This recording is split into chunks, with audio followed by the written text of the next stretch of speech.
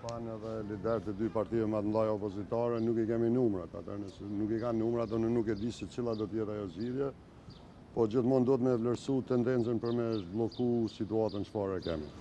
Edhe mendoj që është iniciativë e mirë, unë më shumë kisha thonë që me reflektu edhe partia e parë, edhe me dhoni drejtim sa më shpejt kësaj situate. A mund të bëhet qeveri uniteti pa vetëvendosjen?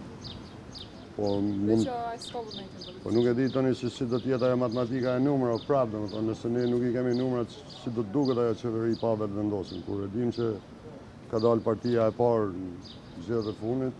Prandaj unë nuk e shoh si ofertë pa vetëvendosjen, më shumë e kum pasi e përgjithshme për një afat kalimtar deri në pranverën e ardhshme. Por prapë mbetet që leadershipi le të vendosë, ne jemi këto për mi dho për krajë. Në rast se do të bëjë, ato duken që janë 15 pika që kërkojnë më shumë kohë se sa periudha që e ka kjo qeveri nëse të bëhet?